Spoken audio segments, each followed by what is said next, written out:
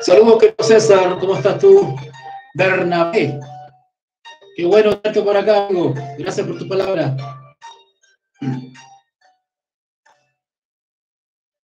Ok, vamos a ir retomando entonces la serie de comentarios y análisis que hemos estado haciendo durante ya varios meses a las cartas del apóstol Pablo a los Corintios. Y hoy nos toca ver justamente Primera de Corintios capítulo 4. Vamos a hacer este análisis de este capítulo de manera detallada, muy exegética y minuciosa. Nos toca hoy día analizar el capítulo 4 de Primera Corintios, un capítulo muy leído, pero muy poco entendido y menos todavía practicado por la iglesia. La iglesia hoy se ha transformado en una agrupación de seres humanos que hablan mucho, pero se comportan poco, ¿verdad? Prometen mucho y no hacen nada. Profesan el nombre de Cristo, pero no lo refleja. Es decir, la iglesia actual es una iglesia inútil. Así que vamos a intentar profundizar un poquito estos textos del apóstol Pablo para ver si podemos reconvertirnos, hacer una introspección, poder recordar, poder revivir tantos principios, tantos consejos que este Hijo de Dios, nuestro hermano Pablo, nos ha dejado para esta generación, para esta última generación. Vamos a orar entonces, vamos a hacer una pequeña oración para solicitar a Dios que nos acompañe por su amor y misericordia. Oremos. Bendito Dios Padre, gracias en estos momentos porque nos permites nuevamente retomar este trabajo arduo, intenso, de dedicación, de concentración, de estudio, de disciplina, lo cual tú permites para que muchos se vean bendecidos y edificados, rogando que el Espíritu Santo nos pueda acompañar e iluminar para poder comprender las sanas palabras del apóstol Pablo. Ayúdanos a gozarnos en la enseñanza de la palabra de Dios, en su lectura, en su recorrido. Bendice de manera especial y guarda, mi amigo César, guárdalo donde quiera que él vaya, protégelo, provéele, Señor, de lo necesario para subsistir. De igual manera, a todos quienes te sirvan en algún ministerio, tú puedes, Señor, proveerle lo necesario para poder mantenerse. Te lo rogamos y pedimos en el nombre de Jesús. Amén. Amén. Bueno, amigos, vamos a retomar entonces. Nos corresponde hoy día analizar Primera de Corintios, capítulo 4. Primera de Corintios, capítulo 4. Y es un capítulo que tiene 21 versículos. No los vamos a estudiar hoy todos, pero por lo menos vamos a analizar y leer y comentar hasta el versículo 8. Así que vamos a intentar avanzar del versículo 1 al 8. Primera de Corintios capítulo 4. Primera de Corintios capítulo 4, del versículo 1 al 8. La temática de este capítulo ya está definida por el título. Si ustedes leen ahí en su versión Reina Valera de 1960, se titula El Ministerio de los Apóstoles. El Ministerio de los Apóstoles. Bueno, ¿qué nos sugiere este título? Nos sugiere algo mucho más profundo que el simplemente una descripción del servicio que prestaron los apóstoles, o prestan los apóstoles, ¿no? En el sentido originario de la palabra, ¿cierto? Los enviados, ¿cierto? Los enviados, ¿no es cierto? Los representantes, ¿no es cierto?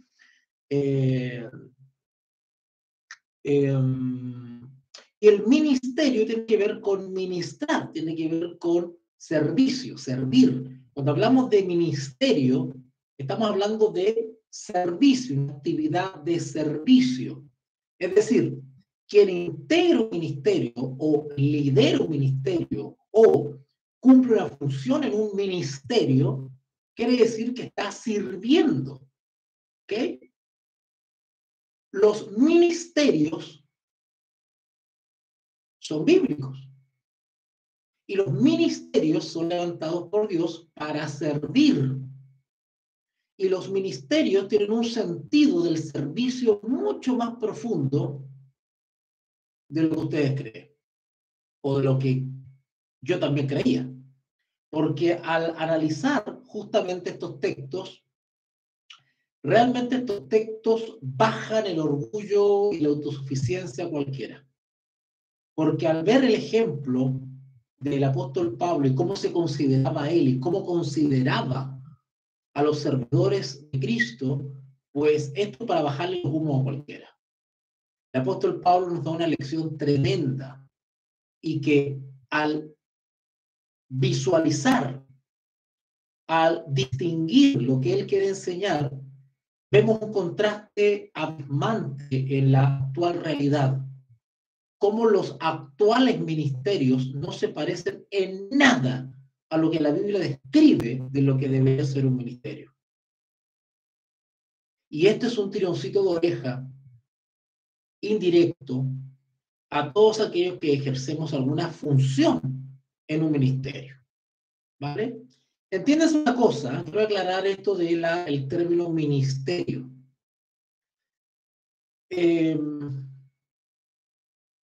Los ministerios pueden identificarse de manera personalizada. Por ejemplo, el hermano César tiene un ministerio. ¿A qué se refiere con eso? Que el Señor lo ha dotado a él como persona individual, lo ha dotado con un don, ¿cierto? Lo ha dotado con un don especial para servir. Y al mismo tiempo el Señor lo bendice en su vida, en su trabajo, ¿cierto? En sus actividades diarias, y lo dota de talentos. Todo para servir. Eso es un ministerio. Un ministerio es un señalamiento, una misión, un encargo específico, notorio, especial que Dios ha dado o da a sus hijos. Por ejemplo, este servidor tiene el ministerio de la enseñanza, ¿cierto? Y se me ha dotado con ese don, se me ha permitido tener los insumos, los recursos para poder dedicarme y ejercer ese ministerio que Dios me ha dado, que es notorio, marcado, evidente, ¿no es cierto? Que es el don de la enseñanza, ¿cierto? Y cuando nosotros nos damos cuenta, discernimos que tenemos tal o cual ministerio, pues pastelero a sus pasteles. Mal estaría yo dedicarme a la sanidad, por ejemplo. Aunque cualquier hijo de Dios puede orar por los enfermos. Pero el don especial de la sanidad no es dado a cualquiera. Y así otros dones, u otras operaciones, u otros ministerios, ¿cierto? Si ustedes van rapidito, de todas maneras de introducción, ¿eh? Si ustedes van a 1 Corintios, capítulo 12, 1 Corintios, capítulo 12, ustedes se dan cuenta que los ministerios, para que sean reales, para que sean genuinos, los ministerios deben estar fundados o respaldados por un don del Espíritu Santo, al menos un don. ¿Ah? Cuidado, no es que a mí se me ocurrió un día y yo tengo ganas y hago un ministerio. El ministerio tiene que estar, para que sea legítimo, ante los ojos de Dios, para que sea genuino, debe estar respaldado por lo menos por un don dado por el Espíritu Santo. Si ustedes van a 1 Corintios capítulo 12, 1 Corintios capítulo 12, dice el versículo 4. 1 Corintios 12, 4. Ahora bien, hay diversidad de dones, pero el Espíritu Santo, es el mismo. Es decir, el mismo Espíritu Santo proporciona distintos dones a distintas personas entre sí. No todos tienen el mismo don. O sea, puede que varias personas en un territorio determinado pueda tener el don de la enseñanza, pero me refiero que hay diversidad de dones. En una congregación todos no enseñan, otros se dedicarán a otros ministerios, a otras labores. Entonces, en 1 Corintios 12:4 dice, ahora bien, hay diversidad de dones, pero el Espíritu es el mismo. ¿Okay? Acá el énfasis está en que lo que Dios otorga, lo otorga por el mismo Espíritu. ¿Okay? Versículo 5. Y hay diversidad de ministerios. ¿Notaron? Ministerios. Pero el Señor es el mismo. ¿Okay? Noten. Primero, Dios te capacita con un don. Tú ejerces ese don y eso se llama un ministerio. El ministerio es la puesta en escena, la puesta en práctica de ese don. Es el ministerio. Porque el don que se me ha dado, ¿no es cierto? Pues con ese sirvo. Ese es el ministerio del servicio derivado de un don que se me ha dado. ¿Okay? Así que vamos por orden. Primero, hay diversidad de dones, pero el Espíritu es el mismo. Hay diversidad de ministerios, pero el Señor es el mismo. Y hay diversidad de operaciones, pero Dios, que hace todas las cosas en todos, es el mismo. Y de hecho aquí, en estos 3 versículos, está revelada la Santa Trinidad, ¿cierto? El Espíritu es el mismo, el Señor es el mismo y Dios es el mismo. Ahí está la Trinidad bíblica, las 3 personas que conforman la deidad. Y la operación es la manera en que el ministerio, ¿no es cierto?, se manifiesta patentemente, evidentemente, ¿ya? Opera, habla de puesta en marcha, ¿cierto? Ok, entonces tenemos el don dado. El don es usado para servir al prójimo, el ministerio, ministrar, servir, ¿verdad?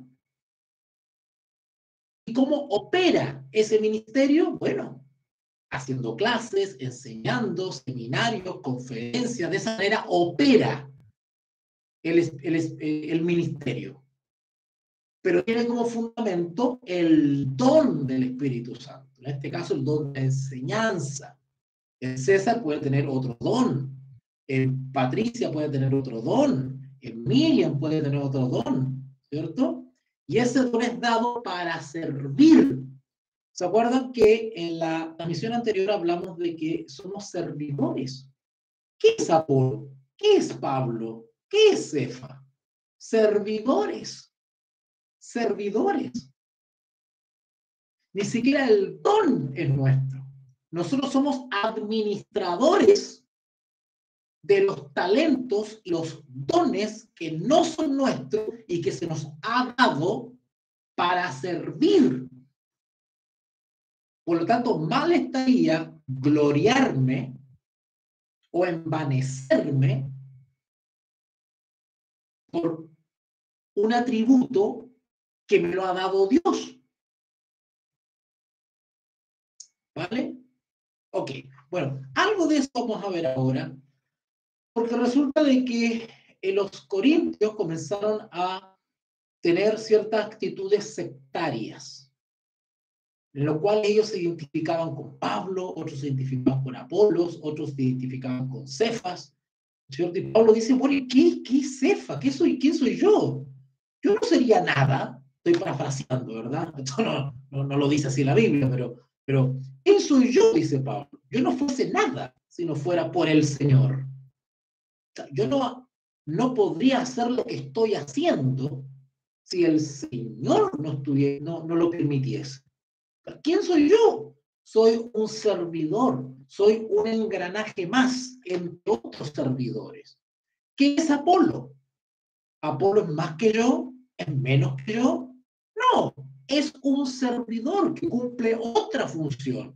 ¿Ah? Cumple otro rol, otro papel dentro del gran ministerio de la evangelización.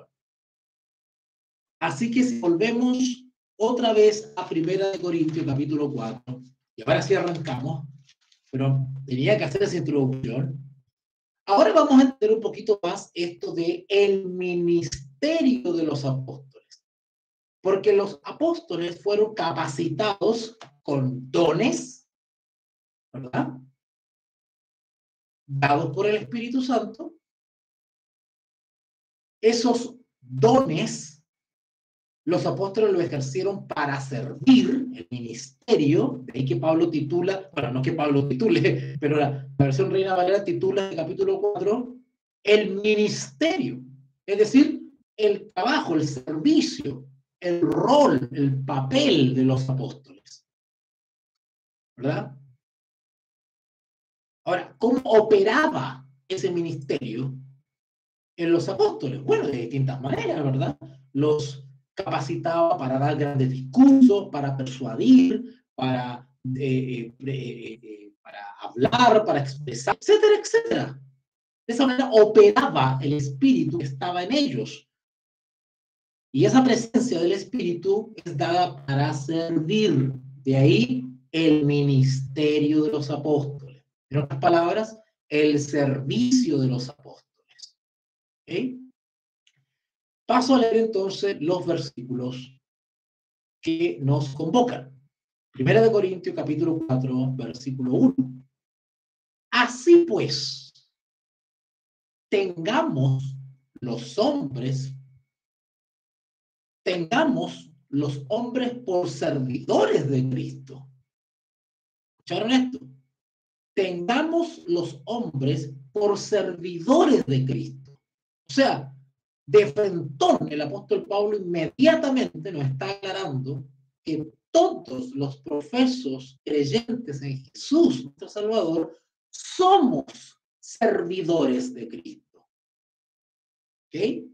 Sin embargo, hoy en día en la iglesia se ha instalado la idea de los señores o de las vacas sagradas. Y se cree que un obispo o pastor o un evangelista, una especie de santo, es una especie de gurú, una especie de iluminado. Y las congregaciones se revolucionan porque llega el evangelista tanto, el pastor tanto, el obispo tanto, y son verdaderos señores de la grey. Impresionante. Eso no es bíblico. Ese no es el espíritu del servicio. Porque la alabanza es a Jehová, no al instrumento, no al servidor. El que es obispo, pastor, diácono, misionero, evangelista, simplemente cumple una labor de servicio en el cuerpo de Cristo. Claro, hay labores y ministerios que implican mayor o menos responsabilidad que Dios ha permitido. Pero desde el punto de vista espiritual no es más ni menos que el último hermanito de la banca. Porque por más humilde que sea el trabajo de un hermano, hermana, si lo hace de todo corazón y conforme al don que se le ha dado, eso glorifica a Dios. Hay servicios que hacen muchos creyentes y que lo hacen en reserva, en secreto. No es un servicio público. y sin embargo es reconocido por Dios. Pero hay otros ministerios que son más visibles, son más públicos, tienen más exposición. Entonces uno tiende como a valorar más lo que es más expuesto y a infravalorar a aquello que es más reservado. Claro, porque no tiene la misma connotación. Pero ante el ojo de Dios no es así.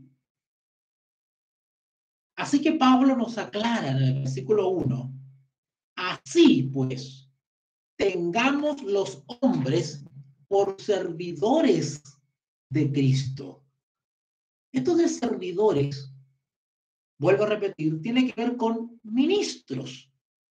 Cuando alguien se identifica o se señala como ministro, esa palabra ministro no es un cargo, no es un cargo diplomático, no es una cosa de la realeza, como para considerar de manera distinta, de manera más elevada, o considerar de mayor valor a un ministro que ejerce cierto ministerio. No, porque la palabra ministro implica una tremenda responsabilidad. Por eso que no cualquiera puede dedicarse a ciertos ministerios. ¿Se acuerdan cuando yo les hacía esa crítica respecto a que hoy en día cualquiera se lee un par de libros y ya está enseñando la Biblia por redes sociales? Sin tener la experiencia, el llamado, la vocación, el don. ¿Cómo se puede ejercer un ministerio de manera genuina ante los ojos de Dios que glorifica a Dios si no tienes el don para ejercer ese ministerio? Y el don es como lo que diríamos hoy día en términos académicos, las competencias. Si no tienes las competencias adecuadas que te acreditan, ¿cómo pues puedes ejercer una labor sin tener las acreditaciones, el respaldo, la capacitación? En este caso, el don. Entonces, hoy en día se está dando muy a la ligera este tema de los ministerios. Y es una arma de doble filo, por decirlo así. Porque quienes ejercen o ejercemos un ministerio, pues tenemos que rendir cuentas por ese ministerio. Y vamos a rendir cuenta algún día por ese ministerio. Entonces, a mí no me gustaría estar en el día del juicio que se me pidiese cuenta por el ministerio y por los talentos, y me dijese, ¿usted por qué ejerció ese ministerio si a usted no se le dio ese ministerio? O sea, usted se envió solo a ejercer ese ministerio porque yo no lo he enviado a ejercer ese ministerio. Es más, ejercía su ministerio sin tener el don. Y mira todo lo que provocaste. Así pues, tengamos los hombres por servidores de Cristo, es decir, asistentes. Asistentes. ¿Ya? Un ministro es un asistente, es un servidor del gran rey. Y administradores. La palabra administradores es otra palabra que no se entiende, aún entre aquellos que se creen muy sabiondos, ¿no es cierto? Y creen que tienen necesidad de conectarse en estas transmisiones porque ¿qué voy a aprender si yo ya sé? ¿No es cierto? Bueno, déjeme decirle que hasta yo que enseño, cada vez que entro a estos textos aprendo algo.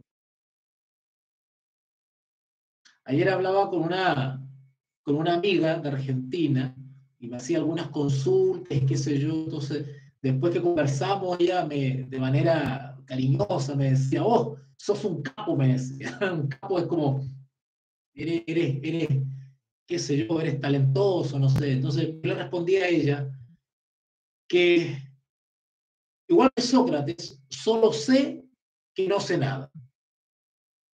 Así se hablaba de la actitud socrática, de por más que tú sepas muchas cosas y tengas muchos talentos y seas experto o tengas dominio o seas perito en algo, siempre uno tiene algo que seguir aprendiendo. Siempre. Siempre. ¿Ok? Cuando Pablo habla de que somos administradores de los misterios de Dios, cuando habla de administradores, es lo mismo que hablar de mayordomía. Entonces, yo me pregunto si la iglesia tiene asumida su responsabilidad como mayordomos. ¿Qué implica ser mayordomos de Dios?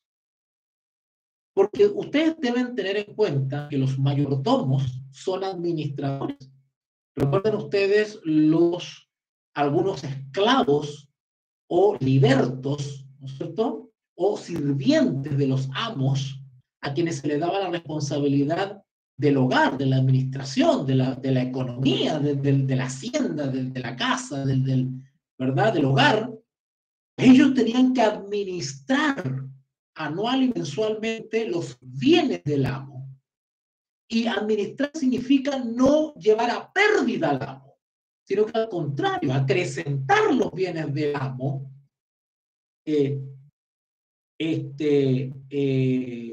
economizar los bienes del amo, es decir, bendecir al amo, no perjudicar al amo.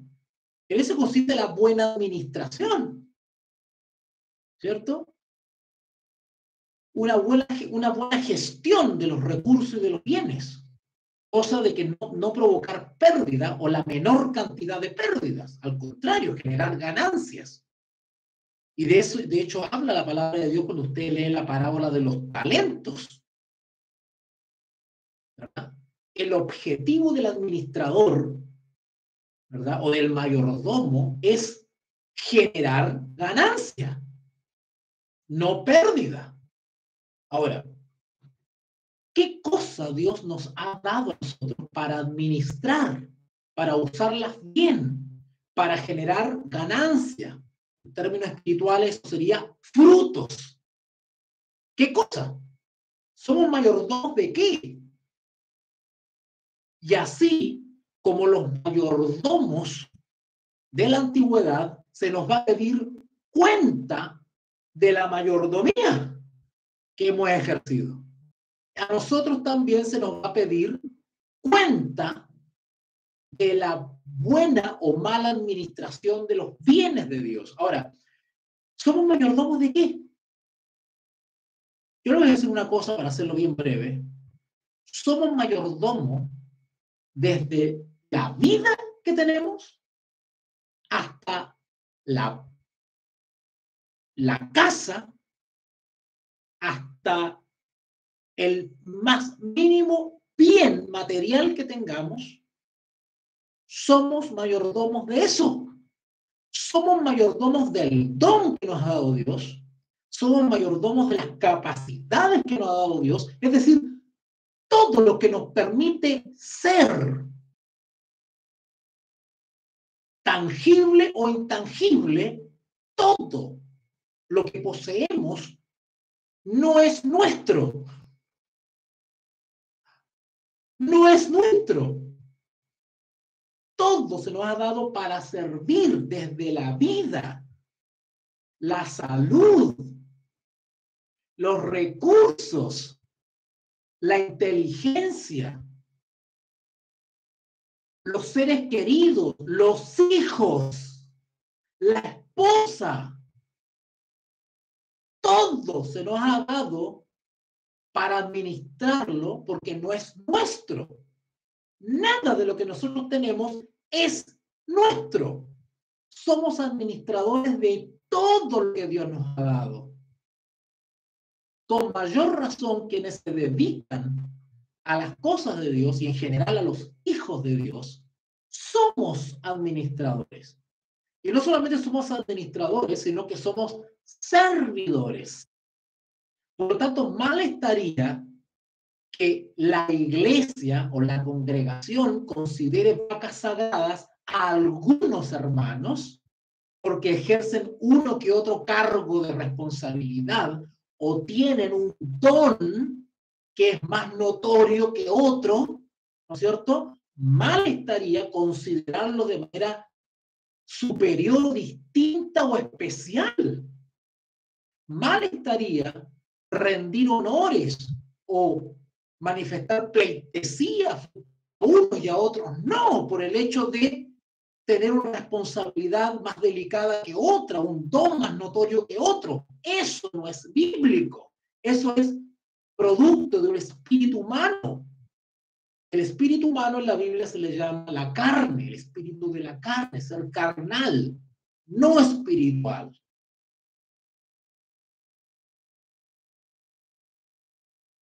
Ahora, ¿por qué sucede eso en la iglesia actual? Muy sencillo.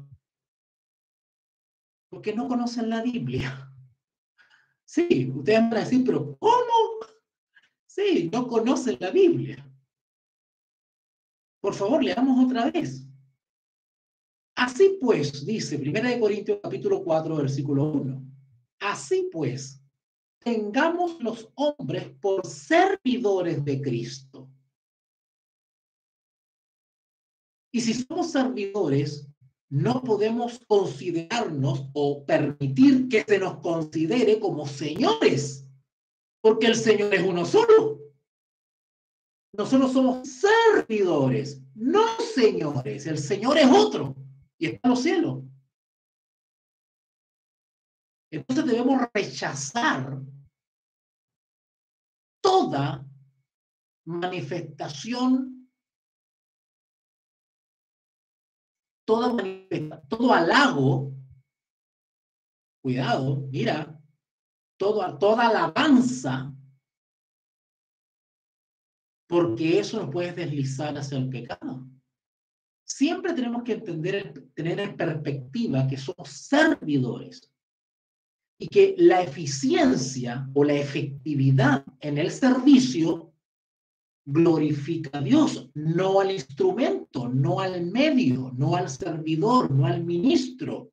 La alabanza no puede dirigirse al ministro, por más eficiente que sea, por más fructífero que sea su trabajo en el ministerio, la alabanza corresponde a Jehová.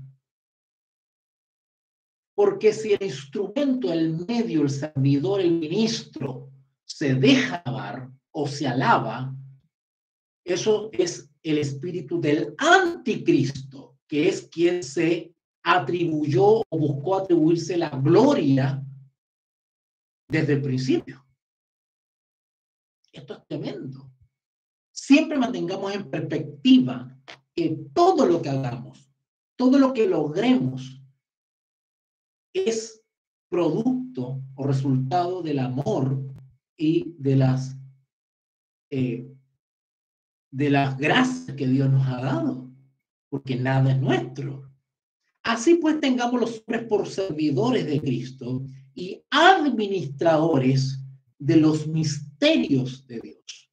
Claro, si somos morada del Espíritu Santo, el Espíritu Santo irá en nosotros mediante el discernimiento, la reflexión, la meditación bíblica, el estudio de su palabra, la contemplación del plan de Dios, irá revelándonos cada vez más las profundidades de los misterios de Dios. Y la Escritura no habla de misterios, sino habla de misterio. Y en el contexto que estamos nosotros comentando ahora, el misterio de Dios dice relación con el plan de salvación, o la palabra de la cruz, como le llama también Pablo. La palabra de la cruz o el misterio de la piedad. El misterio de la piedad tiene que ver con el plan de salvación. Los hijos de Dios somos administradores de los misterios de Dios. ¿Y para qué el Espíritu Santo nos revela los misterios? Cuando hablamos de misterio, es un punto amplio eso. No solamente estamos hablando de tener un entendimiento respecto a la voluntad de Dios, sino que específicamente tiene que ver con el plan de salvación, contemplar el amor de Dios expresado en el plan de salvación. ¿Vale? El misterio de Dios también tiene que ver con la voz de Dios, es decir, con la dirección que nos da Dios, las indicaciones que nos da Dios a través de su palabra. La voz de Dios habla desde su palabra. Cuidado con eso, de que la voz de Dios, ay, que yo escuché, que me dijeron, que Dios me habló. No, no, no, no, no, no, no, no. Claro que Dios puede usar cualquier medio que se le ocurra, porque es Dios, ¿vale? Pero la palabra profética es la más segura. La voz de Dios expresada en su palabra. ¿Okay? Así que los misterios de Dios están expresados en su palabra. Los misterios de Dios se traducen en el correcto entendimiento de la voluntad de Dios. Ese es el misterio de Dios. El misterio de Dios es la voluntad de Dios. Conocer, profundizar, discernir la voluntad de Dios es conocer los misterios de Dios. Y los hijos de Dios o ministros somos administradores de esos misterios. ¿Se dan cuenta? El versículo nos dice lo siguiente. Ahora bien, dice Pablo, para poder entender este capítulo, hay que repasar el capítulo anterior, ¿eh? Porque todo esto va enganchadito. Pablo aquí se está agarrando, o sea, acá está expresando algo que viene diciendo anteriormente. Y recuerden que la vez pasada estudiamos sobre Pablo hablaba de los colaboradores de Dios. Claro, un ministro no solamente es un administrador y un servidor, sino que es un colaborador. Ahora dice lo que habla el versículo 2. Ahora bien, se requiere, se necesita, se exige de los administradores o de los mayordomos que cada uno individualmente, noten la referencia personal de Pablo, que cada uno sea hallado. Eso de hallado implica una investigación. Claro, cada uno de nosotros va a ser parte o va a pasar por un juicio. Y cuando hablamos de juicio, estamos hablando de un proceso investigativo. Todo juicio implica un proceso de investigación. Y cada uno de nosotros va a ser investigado. ¿Cómo administramos los bienes de Dios? Y según esa investigación, el resultado del juicio. Por eso que Pablo dice acá, oiga, esto no es fácil. Ejercer un ministerio es una responsabilidad tremenda, eterna. Ahora bien, se requiere de los administradores que cada uno sea hallado fiel. Cuando dice fiel, usted en otras versiones bíblicas dice relación con ser dignos. Es decir, dignos del ministerio que se nos otorgó. Es decir, dejar bien puesto el nombre del ministerio. Si a mí se me ha dado el don de la enseñanza, bueno, voy a ser investigado en algún momento, voy a ser evaluado, ponderado, a ver cómo ejercí mi ministerio. Bueno, yo digo mi ministerio, va a ser el ministerio que Dios me dio, ¿verdad? Y según eso, se va a determinar si fui fiel a ese cargo, a ese ministerio, a esa responsabilidad, si soy digno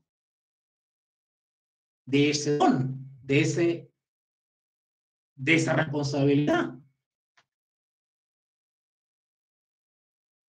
Y ahora Pablo, miren lo que hace. Este es un tremendo ejemplo de humildad del apóstol Pablo. El apóstol Pablo, versículo 3. Yo, dice Pablo, en muy poco tengo el ser juzgado por vosotros, o por tribunal humano, y ni aun yo me juzgo a mí mismo.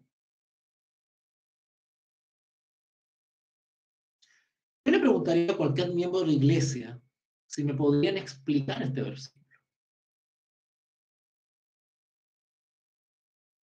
Porque la iglesia es mucha suficiencia. Claro, unos se largan a estudiar profecía y a meterse no sé en qué embrollos y no saben o no entienden versículos tan sencillos como este. Yo en muy poco tengo el ser juzgado por vosotros o por tribunal humano. Y ni aun yo me juzgo a mí mismo. ¿Qué quiere decir esto? ¿Qué quiere decir esto? Yo en muy poco tengo el ser juzgado por vosotros. Eso de que yo tengo muy poco suena un poquito despectivo, pero ¿qué quiere decir el apóstol Pablo cuando dice, yo en muy poco tengo que ser juzgado por todos vosotros? En otras palabras está diciendo, la verdad es que no me preocupa mucho que ustedes me juzguen a mí respecto a mi trabajo de ministerio. Eso está diciendo. Lo voy a decir un poquito sarcástico. La verdad que me da lo mismo lo que ustedes piensen o critiquen o juzguen respecto a mi trabajo, a mi ministerio. La verdad es que no me estresa mucho lo que ustedes piensen de mi trabajo. ¿Eso está diciendo Pablo? Yo es muy poco.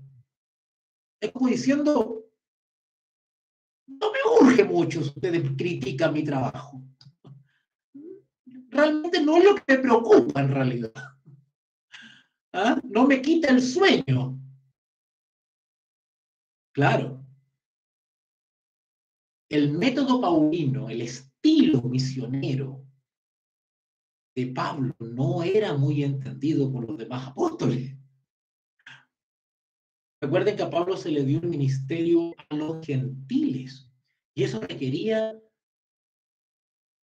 de mucha inventiva, de mucha iniciativa, de reforma, de cambiar los métodos, de cambiar el estilo, de ejercer el ministerio de otra manera y que no era la manera ortodoxa, no era la manera tradicional, no era la manera que esperaba el judío común y corriente.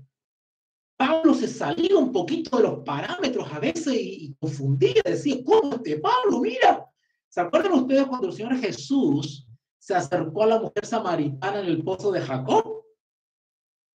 De alguna manera nuestro Señor Jesús rompió un poquito con el esquema y los apóstoles se sorprendieron porque hablaba con una mujer samaritana más encima. Bueno, el Señor Jesús no estaba cometiendo ningún pecado, pero se estaba saliendo de los cánones establecidos, de los parámetros, ¿no es cierto?, socialmente aceptables, ¿cierto?, en el mundo social y religioso. Pablo hacía lo mismo. Pablo procuraba no violar los mandamientos de Dios, pero se permitía actuar de una manera hasta donde se le permitiese su limpia conciencia sin violar los principios de Dios. Y a veces no han entendido.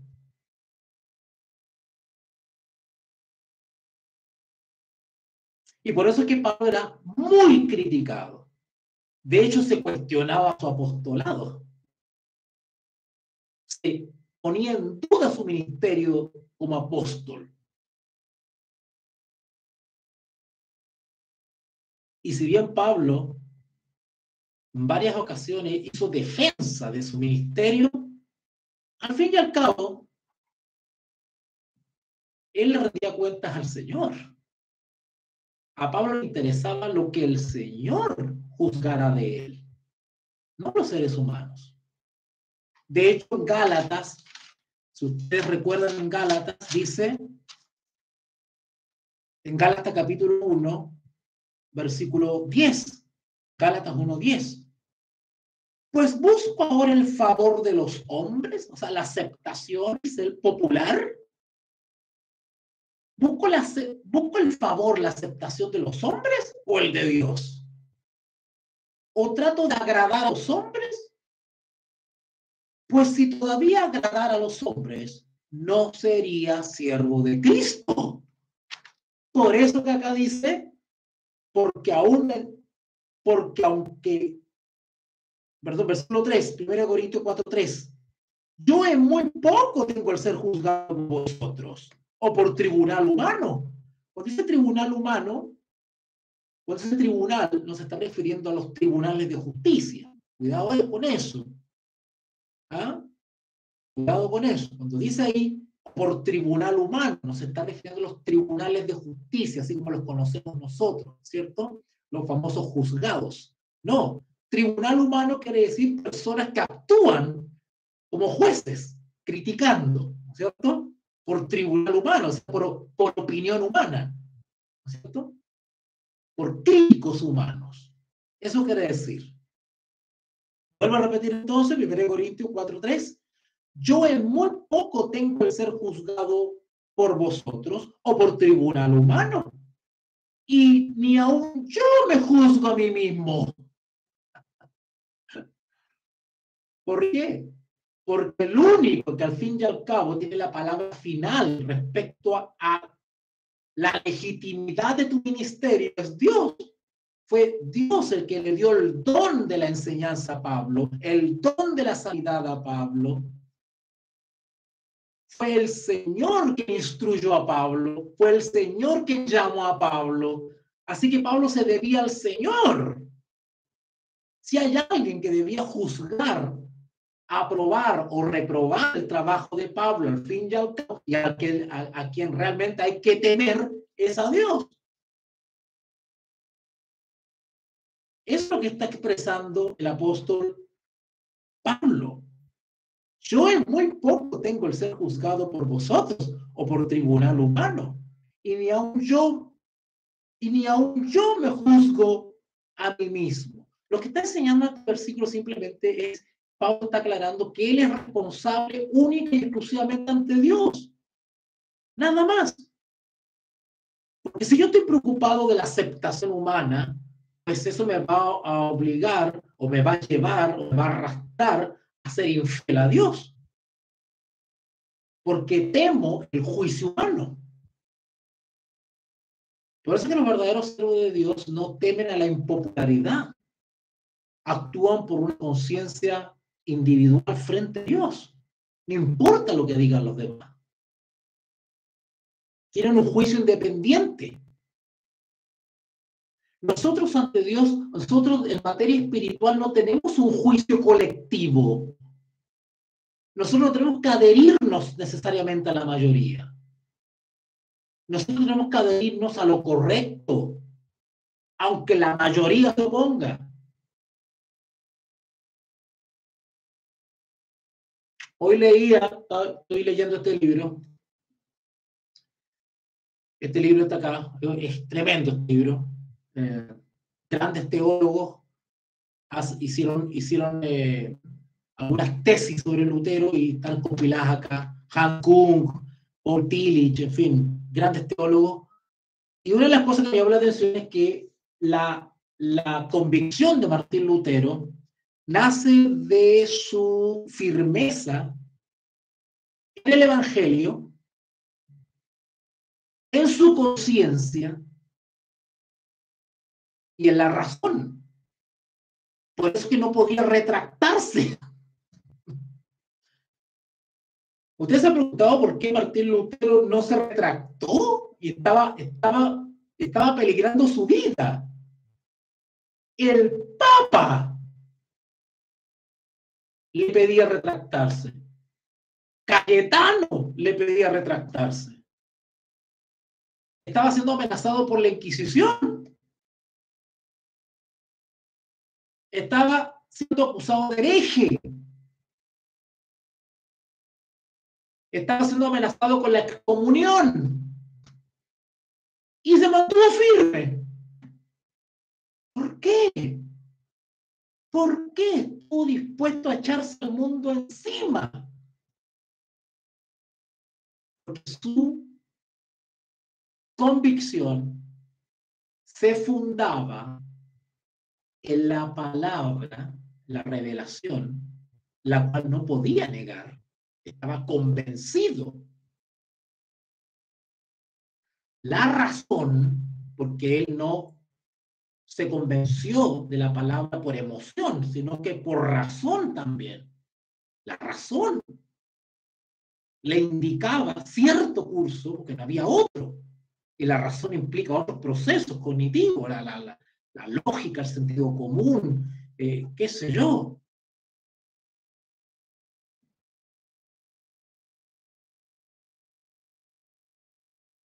Y eso alimentó su conciencia. O sea, no podía violar su conciencia. Por eso se mantuvo firme frente a las mayorías, a la presión. Bueno, así actúan los hijos de Dios. Pablo actuaba así. Pablo, al fin y al cabo, en el versículo 3 nos quiere expresar que él es responsable solamente ante Dios frente a su ministerio, en relación a su ministerio. Versículo 4, vamos a avanzar porque me estoy extendiendo mucho. Sigue diciendo, porque aunque de nada tengo mala conciencia, ¿notaron? Porque aunque de nada tengo mala conciencia, es decir, estoy convencido de que estoy actuando conforme a los principios de Dios, que no me he salido. Por lo tanto, no puedo comprender las críticas de mis hermanos. No las puedo aceptar, no las puedo temer. No me puedo dejar amedrentar, no me puedo desanimar por las críticas que me hacen, porque tengo una clara conciencia de que he actuado en los principios de Dios, me he salido. Igual que Lutero. Porque aunque de nada tengo mala conciencia, no por eso soy justificado. Pablo le foto está diciendo, bueno, tengo la tranquilidad que ha actuado de manera íntegra. Ojo, pero aunque tengo la tranquilidad de conciencia que ha actuado íntegramente, eso no me recomienda ante Dios, porque no es por obra. ¿Van captando la justificación por la fe? Si bien tengo la limpia conciencia que ha actuado de manera íntegra, eso no me justifica, no me recomienda ante Dios. Ojo. Porque aunque de nada tengo la conciencia, no por eso soy justificado. Pero el que me juzga es el Señor.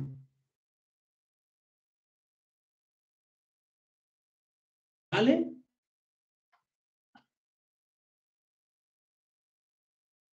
O sea, Pablo actuaba con limpia conciencia, pero eso no lo llevaba a jactarse, a sentirse justificado, sentirse más superior. Así que, y ahora saco una lección, ¿cierto? Que le está impartiendo a los hermanos de Corintios. Así que no juzguéis nada antes de tiempo. ¿Ah? Hasta que venga el Señor. Se venga el Señor hasta que llegue el día del juicio, donde sea Él el que juzgue, delibere. Ese juzgar tiene que ver con deliberar, ¿cierto? Así que no juzguéis nada antes de tiempo hasta que venga el Señor, el cual aclarará también lo oculto. Noten esto, el cual aclarará también lo oculto de las tinieblas y manifestará las intenciones. No habla de lo oculto y habla de las intenciones. Dos cosas de las cuales el simple ser humano no tiene acceso. Porque ustedes que me están mirando por la pantalla no tienen idea de lo que yo tengo en el corazón. Eso lo sabe el Señor. ¿Se dan cuenta?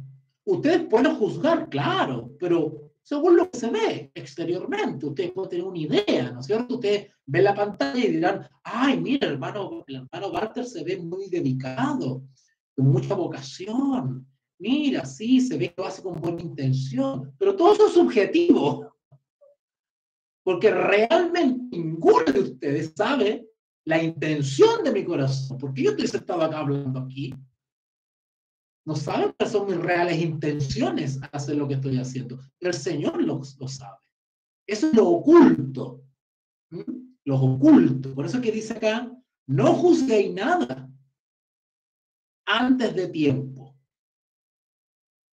Ojo, quiero decir algo. Hoy en día, el espíritu totalitario y controlador de las organizaciones religiosas está manipulando el lenguaje para controlar a los borregos que son parte de las instituciones religiosas. Y dentro del vocabulario, los conceptos que usa para controlar las conciencias de las personas, justamente la palabra juzgar.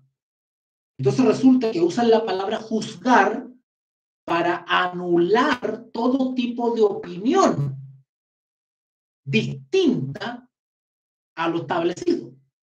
Entonces cuando usted opina algo que está en disonancia con el discurso oficial, automáticamente a usted se le dice que está juzgando. No juzgue, ¿eh? No juzgue como sinónimo de criticar. Entonces, confunden la palabra criticar con juzgar, la hacen sinónimo. Entonces, para no ser criticones, que quedarse callado, mejor hacer la vista gorda o hacer que no veo. Porque si alguien lo opina, pues juzgando. No, claro que podemos juzgar, claro que podemos juzgar, pero hasta donde nos permite nuestro conocimiento y nuestras capacidades limitadas humanas. Claro. Yo le puedo pedir a ustedes que hagan un juicio sobre la transmisión de hoy día. Entonces ustedes van a opinar o van a emitir un juicio, van a juzgar la transmisión de hoy. Algunos van a decir, no me gustó cómo habló, subió mucho la voz, no, a mí sí me gustó, me gustaron los libros que se ven ahí atrás, no me gustó el fondo de la pantalla, no me gustan las letras que están por ahí. O sea, ustedes van a emitir un juicio porque somos libres de emitir juicios. Eso no es el problema. Lo que está hablando la Biblia es de emitir juicio respecto a lo oculto. Ustedes no pueden juzgar intenciones porque no están acá. Porque ustedes no son omnisapientes. Porque ese es un atributo de Dios. ¿Se dan cuenta? Hay que hacer la diferencia en ese sentido. La palabra nos está advirtiendo que no juzguemos nada antes de tiempo. ¿Pero qué cosa? La intención del corazón. Eso lo sabe Dios. Pero yo puedo juzgar una cosa respecto a lo que estoy viendo, ¿por qué no? ¿Verdad?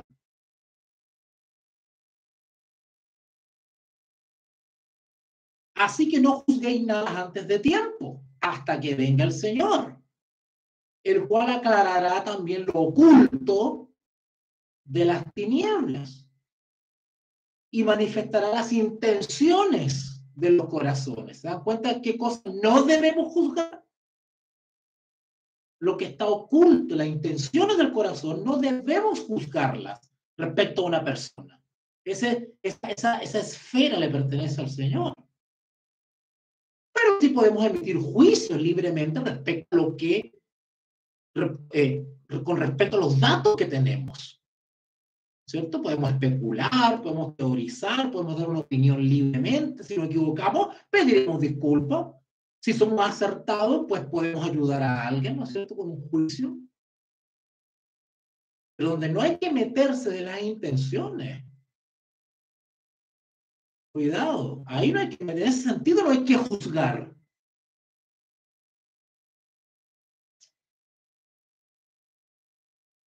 Y entonces cada uno recibirá su alabanza, es decir, su recompensa, según lo que Dios juzgue respecto a la intención.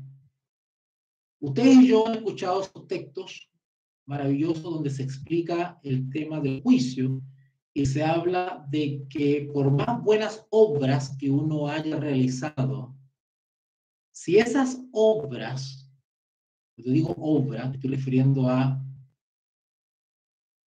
estilo de vida, testimonio personal, conducta, comportamiento, hechos, actos, como hijos de Dios, ¿vale? Cuando uno realiza obras de justicia, obras buenas, ¿eh? Buenas obras, ¿no es cierto? Esas obras van a ser juzgadas. ¿Pero qué se va a juzgar? ¿Solamente la obra? No. Se va a juzgar la intención, la motivación de esa obra. Y ambas cosas deben coincidir. La buena obra debe estar motivada por un motivo santo, puro, guiado por el principio del amor. Si esa obra está manchada de egoísmo u otro tipo de pretensiones o de intereses, esa obra no tiene valor ante el ojo de Dios. De ahí el famoso texto bíblico de que cuando el Señor Jesús habla de en tu nombre hicimos esto, en tu nombre hicimos esto otro. Cierto que no que haya hecho cosas buenas, qué bueno que hace cosas buenas. Pero ¿cuál es la intención del corazón? Cuando tú ayudas económicamente a un hermano, lo haces, ¿cuál es la intención del corazón? ¿Lo haces alegremente? ¿Lo haces voluntariamente? ¿No te duele? ¿O te duele el bolsillo porque ayudaste al hermano? Los motivos y las intenciones de tus obras van a ser juzgadas y cada uno va a recibir su alabanza o su recompensa, dice el texto. 1 Corintios 4:6 ahora. Por esto, a modo de conclusión, por decirlo así, el apóstol Pablo ya va sacando lecciones de todo lo que ha dicho. Por esto, hermanos, lo he presentado como ejemplo. O sea, todo esto que hemos venido analizando hasta ahora desde el capítulo 3 de 1 Corintios, todo esto lo he presentado como ejemplo.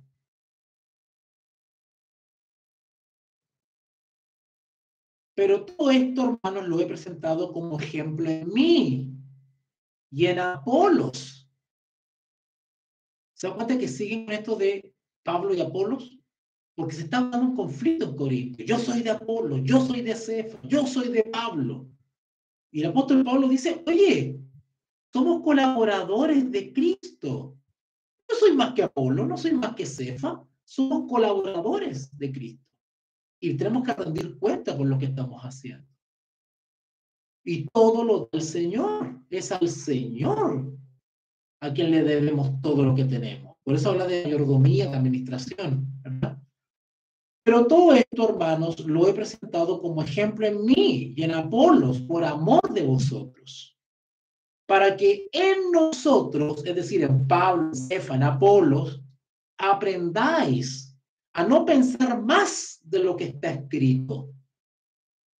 ¿Qué cosa está escrito? Bueno, está escrito de que somos servidores, ministros, hemos sido llamados a servir. ¿O no Pablo nos identificaba como esclavo? ¿Cómo entonces los hermanos lo levantaban a Pablo como líder de una facción, a Apolo líder de otra facción? Y el mismo apóstol Pablo se hacía llamar esclavo.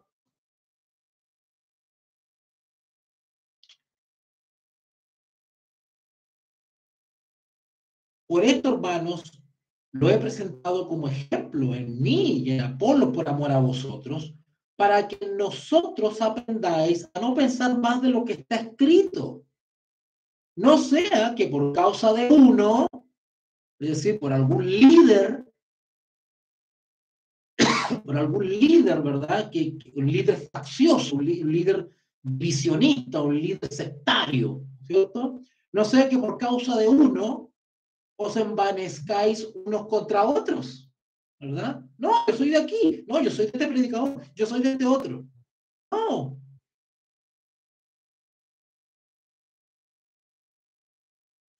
Ojo, dentro de los servidores o dentro de los ministros, hay algunos de los cuales aquí no está hablando. O sea, acá están descartados los que están con falsa doctrina. O sea, eso hay que descartarlo de plano. Acá estamos hablando de los que están en la sana doctrina, son hijos de Dios y están en la senda. Mal estaría generar partidismos entre los hijos de Dios, por más talentosos que sean algunos. ¿Vale? Versículo 7. Porque, ¿quién te distingue? ¿O qué tienes que no hayas recibido? Y si lo recibiste, ¿por qué te glorías? O sea, ¿por qué te jactas? Como si no lo hubieses recibido. ¿Mm? ¿Qué quiere decir esto de que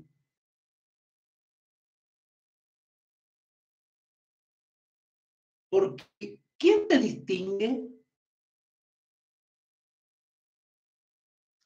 Pablo necesitaba que lo alabaran. Pablo necesitaba que lo distinguieran.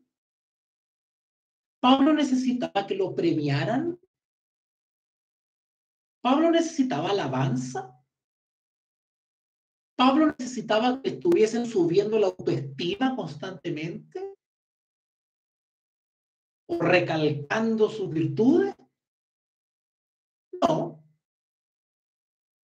Él actuaba en conciencia con la fe de que estaba actuando de manera íntegra, consecuente y que estaba bajo la voluntad de Dios. Punto. Eso es lo que le importaba a él, ser aprobado por Dios, no aprobado por los hombres.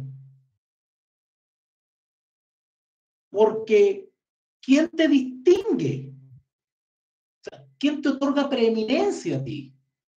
¿Quién te da importancia? ¿O qué tienes que no hayas recibido?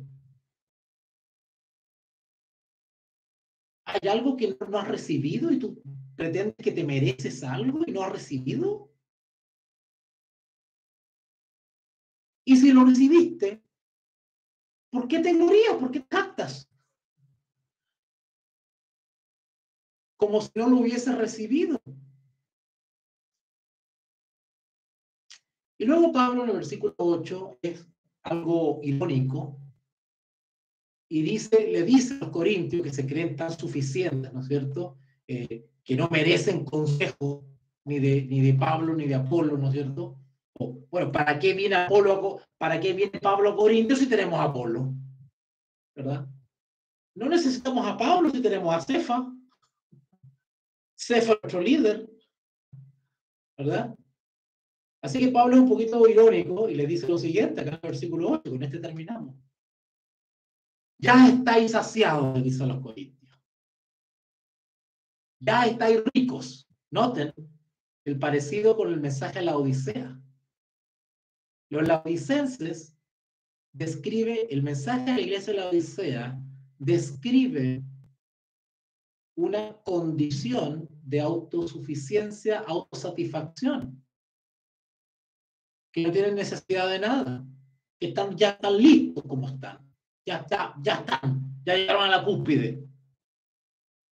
Y Pablo le dice algo similar a los corintios. Ya estáis saciados, le dice. Ya estáis ricos. Ironizando un poquitito de la actitud que tenían los corintios. Ya estáis saciados, ya estáis ricos sin nosotros. No necesitamos a Pablo. ¿Para qué? Sin nosotros reináis, le dice. Ojalá reinasen. Ojalá fuese rico. Interesante, ¿eh? Parecido al mensaje de la Odisea. Ojalá reinases para que nosotros reinásemos también juntamente con vosotros. Pero lamentablemente no es la realidad. Ustedes no están reinando nada. Ustedes necesitan alimento. Interesante, como dice el apóstol Pablo, ya estáis saciados. Y Pablo, recuerden que estudiamos acá en Corintio, que decía, ustedes están necesitados de leche. Ustedes creen que ya no necesitan leche, pero son niños. Bueno, vamos a dejarlo hasta acá. Vamos a dejarlo hasta acá. El próximo viernes,